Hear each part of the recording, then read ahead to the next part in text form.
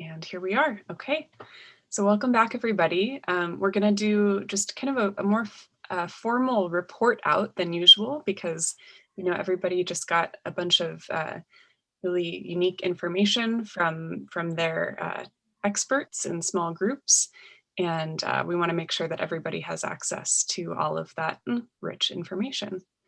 So I'm going to share the flip chart where our moderators were taking notes, and then we'll just go around, and each of the three groups will have about 7 minutes to do a report out on those 2 or 3 key points. And then if there's extra time, we'll do some further discussion. And I will do the same thing that I do with our experts and just let you know when you have a minute left of your 7 minutes. Okay, so who's presenting for Amanda's group?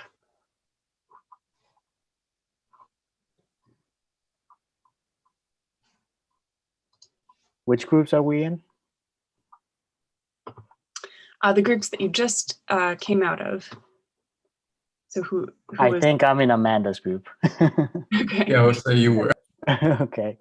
So we're highlighting a few things.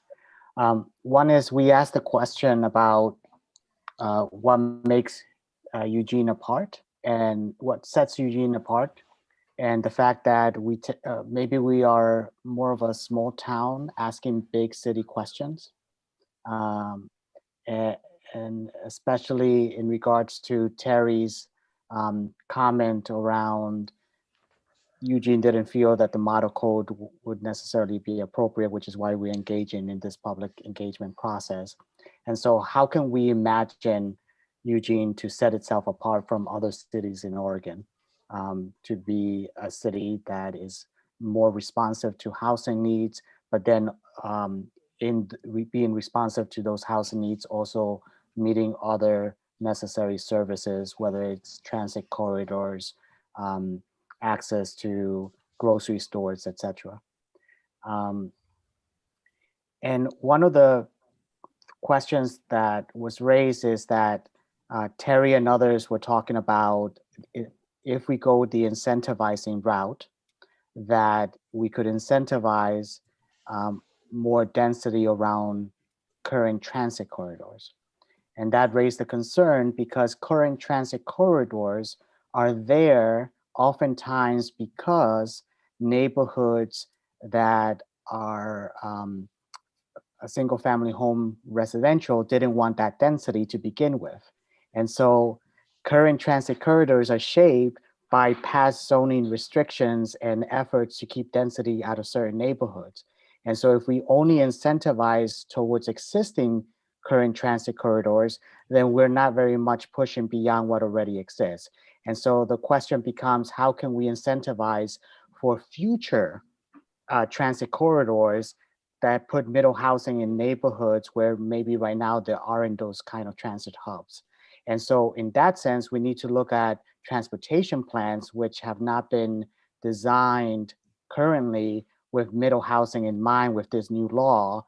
And so how does the new law incentivize new transportation plans and vice versa? So how are they speaking to one another so that we don't stay within the current boundaries that we have? And Alex, or whoever's controlling this, if you can scroll down, please. Yes. And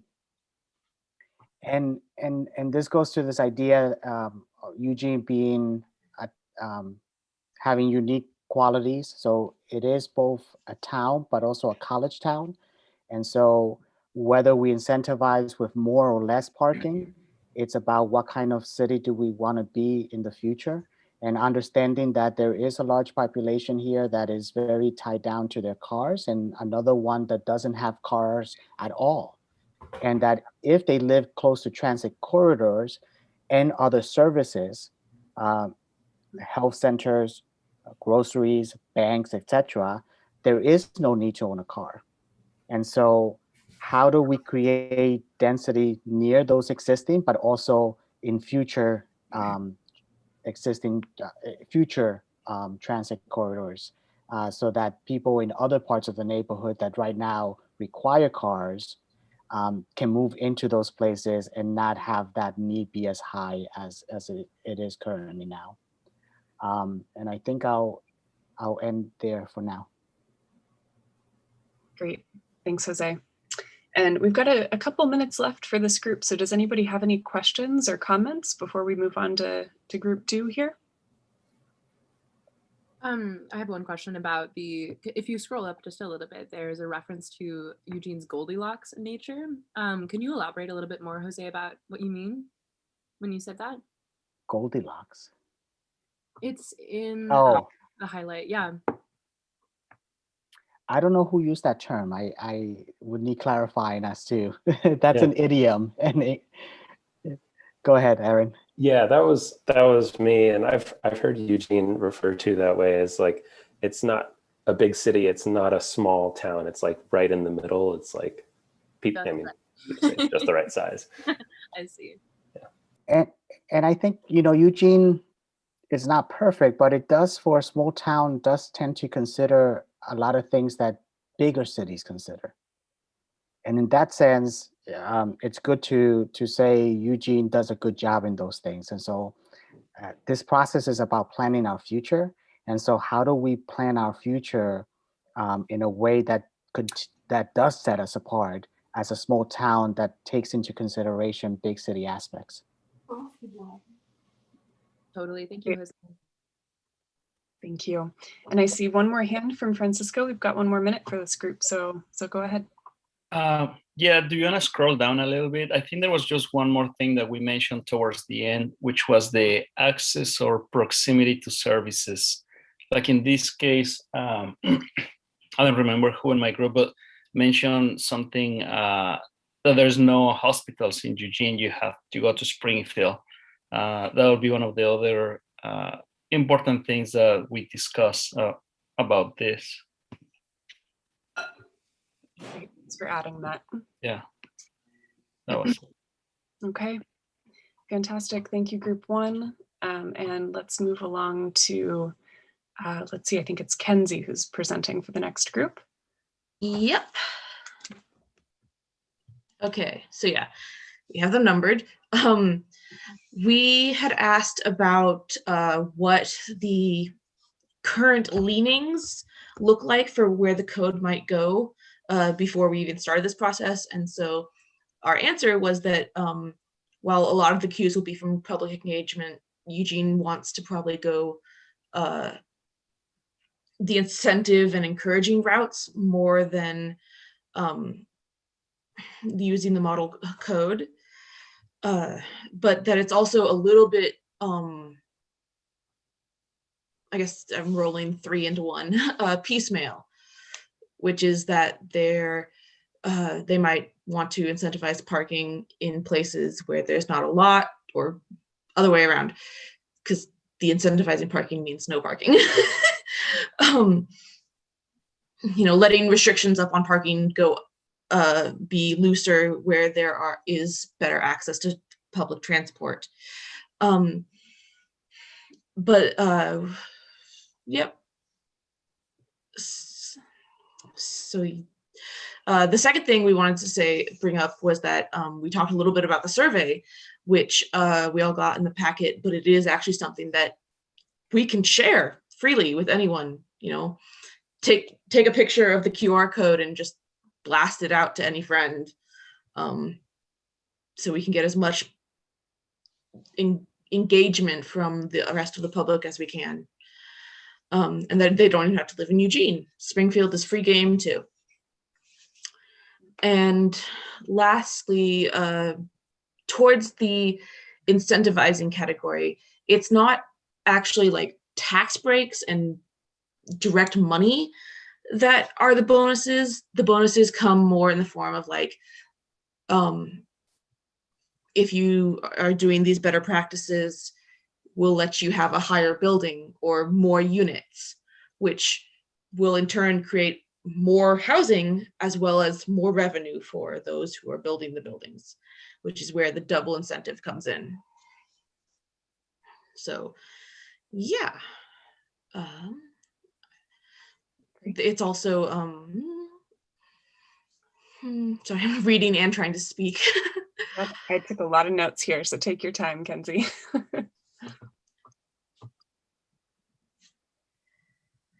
Yeah, and that the examples given on our presentation are not possibly exactly what the Eugene is going to do with the incentives or what they incentivize. So those are examples and guidelines, nothing's set in stone, I think is what I'm going to end on.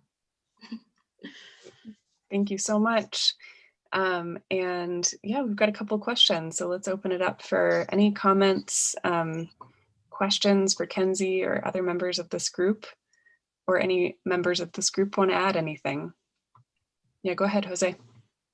I just want to ask the city staff if the survey has been translated yet and when that will be sent out. I'll follow up with Sophie and get back to this whole group by Thursday. Sophie will be at the meeting on Thursday. I hope that it's out. If it's not out today, I anticipate by the end of the week. We'll get down. Oh, Terry. All right, any other questions or comments about this group? Any of the notes you see here, anything Kenzie shared with us? Because we do have a little time, I do want to highlight one of the notes that we took but didn't highlight, because it is similar to the last groups, which is about the parking. Because, we want to incentivize building more middle housing, but one of the big things that restricts the size of the housing is parking. And so, more housing, we lose the parking, which is, tricky. Great. So, thank you. Excellent. Okay, we'll move on to the last group here. Who's reporting out for Jeff and Isabella's group? That would be me. Great. Take it away. Well, I'm going to start with parking because everyone else has already mentioned that. So solidarity, I guess. We wanted to recognize the balancing act that comes with deciding what to do with parking. Obviously, you have your pros and cons. If you have less parking, well, you might not be able to have visitors around, and people in our group have had personal experience dealing with the challenges of not having a good place to park when visiting family. But on the other hand, not requiring a certain amount of parking space is a lot more flexible for developers. So we wanted to highlight that that's a bit of a quandary.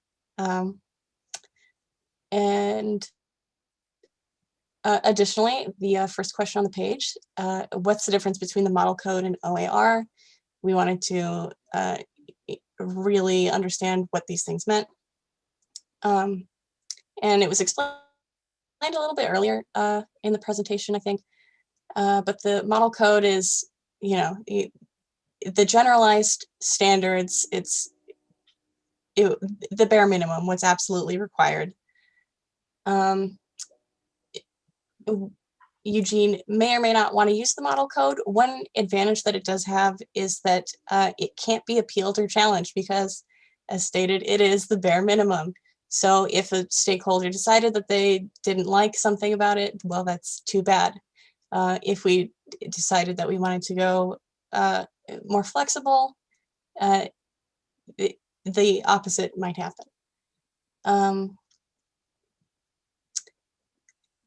During the presentations, we broke things into 3 categories and allowed for the possibility of having few to no design standards under the incentivization category.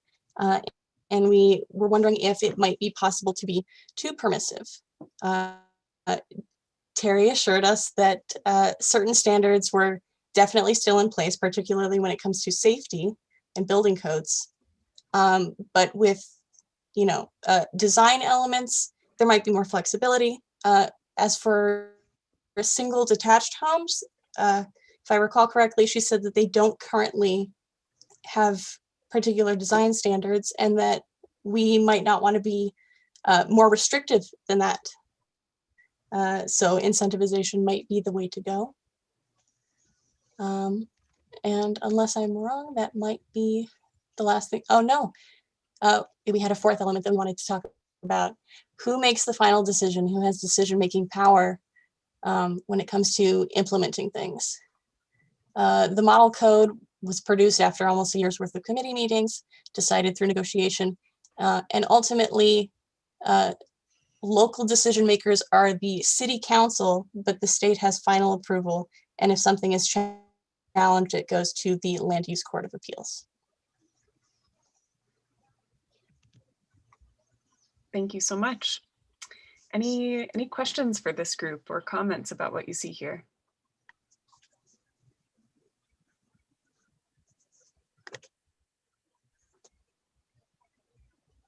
Feel free to speak up or use the little raise hand feature. I know we're 10 minutes away from having dinner and or sleeping. We're almost there. Anything you see highlighted here, members of that group that, or anything that wasn't shared that you want to highlight?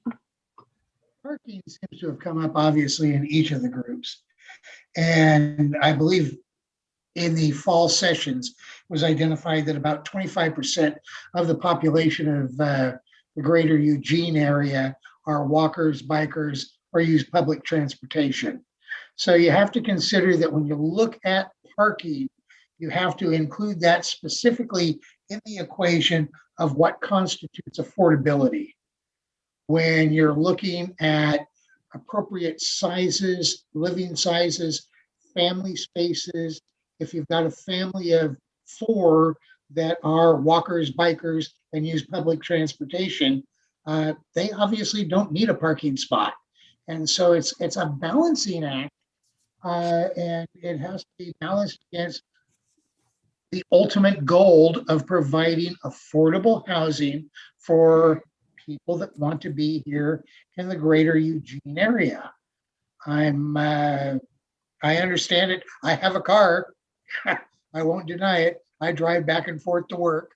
If I wanted to use public transportation, I'd have to walk about 7 minutes to get to the bus station or to a bus spot that would take me then to the new Santa Clara station, where I'd change buses and then take another bus further down into Eugene and walk another little bit to get to where I'm going.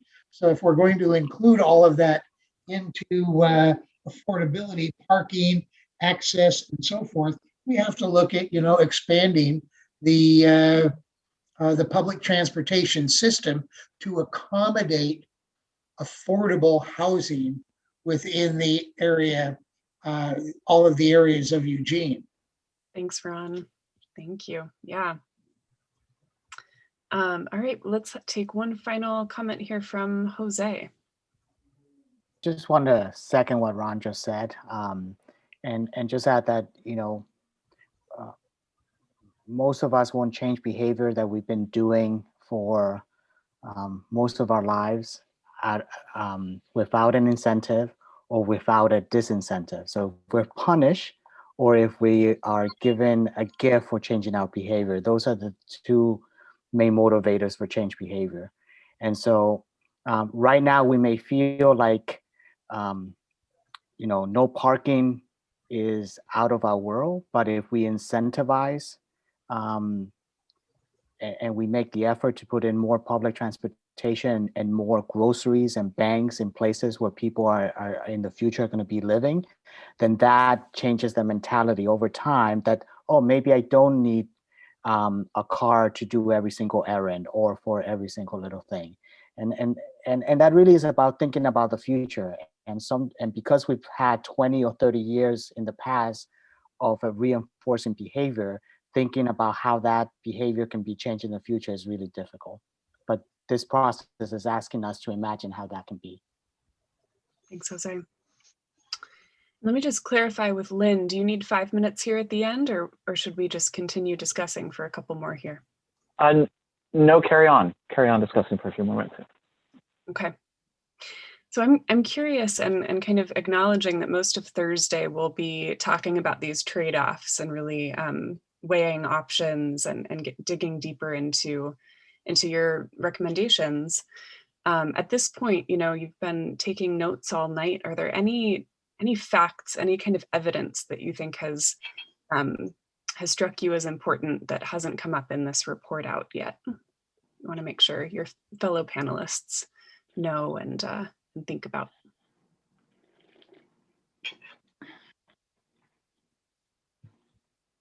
Could you clarify that question? I'm sorry. I don't totally get what you're asking.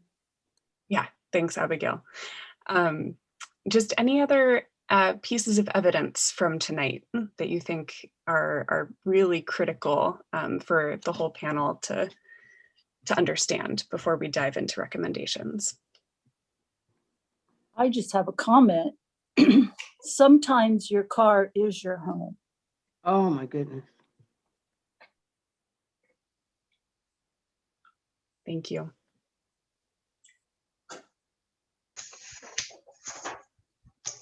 Okay. I think that is an issue, and it is important because I see it a lot. Cars are people's homes, and that is a key issue that we need and we are attempting to address by providing, again, affordable housing in various levels, whether it's smaller clusters or duplexes, triplexes, quads, whatever it might be, so people are not restricted or not caused to be living in their car or in a tent at Beltline and 11th and so forth, that there is affordable housing that they can be getting into. Thanks, Ron. Okay. I had a comment. Yeah, let's hear the last word from you, Linda. Okay. I don't mean to be advertising, but I forgot to change my how I was logged in. Anyway, I just want to say that Eugene may be a Goldilocks town right now, just right, but I believe that it's going to grow. And with more people coming in, there are going to be more cars, which will require more parking. That's my comment. Thank you, Linda. Oh, Cheryl, did you have one last thing to add? Just agreeing with Linda. Okay. Great. Well, thank you all for the rich conversation. We'll dive back in on Thursday, and I'll pass it to Lynn to wrap us up for the evening. Thanks, Alex. Thanks, everybody. That was a super rich discussion, and my goodness, another packed evening, and it's going to continue to be packed, unfortunately, with our time left as before. So today was very much about kind of another load of information, documents, presentations, some workshop and Q&A and discussion. On Thursday, it's going to be moving into, I mean, you kind of know what's coming next, which is the deliberation, the discussion around trade-offs and around sort of decisions, and using the survey and the sort of the different markers, the different categories of the survey as kind of a basis for that discussion, but potentially moving past that too. So with that, I think we'll leave it there for tonight and come back for more fun on Thursday at 6 p.m. And again, remember another half session next Tuesday from 6 to 7:15 as well. All right. I've been told by Kelly, I don't think she has any sort of business updates. So Amanda, can you paste the link to the end of day survey in the chat? There it is. Please visit the survey and yeah, recall that it's not just us looking at it, but some of your fellow panelists in the process group who are also paying attention there and identifying pluses and minuses and things that we should be aware of and that the panel should be aware of. So lots of folks who would appreciate your time, a few moments to take the survey. Thank you so much. I'll be here for a little while, as usual, to answer any questions. But with that, good night, everybody. Thank you. Good night, everyone. Thanks. Good night, everyone. Thanks. Good night. Good night. Lynn, could I ask you a question? Let's turn